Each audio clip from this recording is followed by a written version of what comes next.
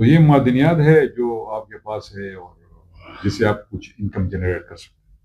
میں جب تھا تو 5 بلین تک ہم اس کی ریونیو جنریشن تک اس کو لے کے گئے.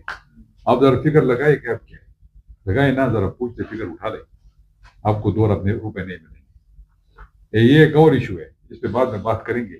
بہت سی چیزیں اس طرح ہے, صوبائی حکومت کے حوالے سے پھر بات کریں گے اس میں. تو میں سمجھتا ہوں کہ معدنیات ان عوام کا اور صوبے کا اس پہ حق ہے اور صوبے کو ملنا چاہیے. ہاں, اگر صوبے کے پاس وسائل نہیں ہے, اس کو وہ میکینیکل اس پہ نہیں لے جا سکتے, تو وہ ایڈورٹائز کرے نا, باہر سے کمپنی کو وہ لائے, صوبہ لائے اور صوبہ اس کے ساتھ اپنے شیئر رکھے.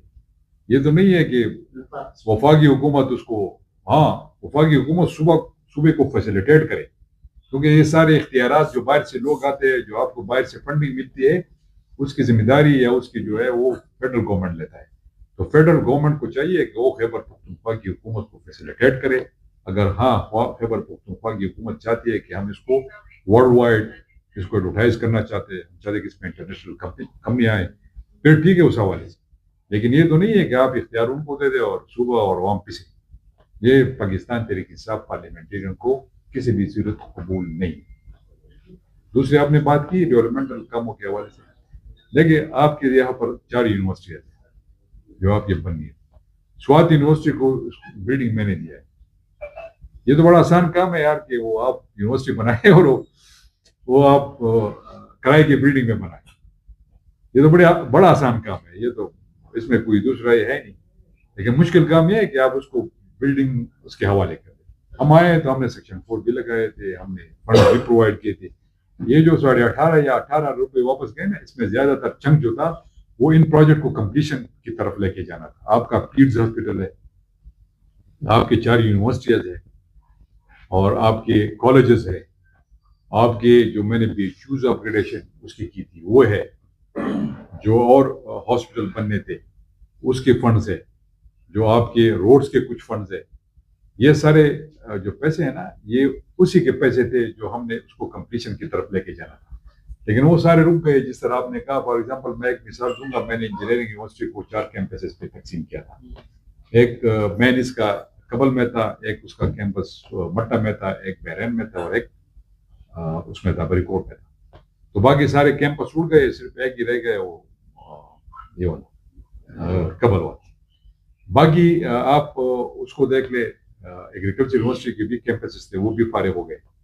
اس کے علاوہ آپ کا ایک بڑا پروجیکٹ تھا کے ایم یو, اس کا تھا, اور برانچ تھا اس کا, اور اس میں ایک میڈیکل کالج بھی تھا.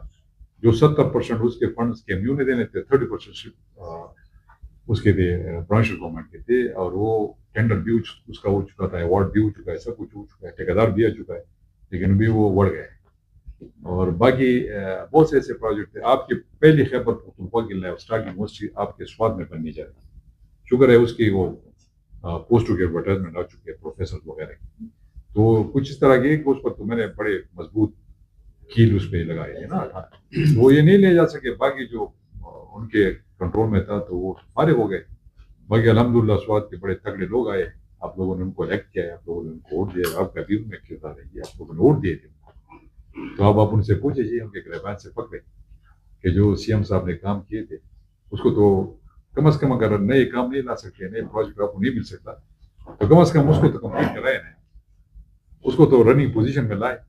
تو یہ تو آپ لوگوں کا کام ہے کہ ان سے پوچھے جی, آپ کے پاس بڑا ٹائٹ جگہ ہے, مطلب آپ کر سکتے ہیں میڈیا کے, آپ اس کو اجاگر کر سکتے ہیں. بار بار کرے تو کم از کم یمین گنڈاپور کو کم از کم وہ شرم تو آئے گی نا, جو میں نے ان کو فنڈ دیے تھے ڈی اے خان کے لیے اپنے دور حکومت میں. تو سوات کی طرف سے کم از کم اس کو یہ نہیں ہونا چاہیے کہ میرا تعلق سوات سے تھا, میں بھی پی ٹی آئی کا تھا, میں بھی پی ٹی آئی کا وہ حصہ تھا, تو اس وجہ سے میں نے یہ کام کیا. تو اب میں پی ٹی آئی میں تو نہیں, اس کو تو چاہیے تھا کہ اگر میں 4 یونیورسٹی ادھر لے کے رہا تو اس کو چاہیے تھا کہ 4 اور میرے مقابلے میں دے دیتا کہ یار ہم محمود خان سے اچھے ہیں. بدقسمتی سے وہ تو ریورس گیئر لگا کے سب کچھ وہ فارغ کر دیا. Khyber TV bureau chief Adnan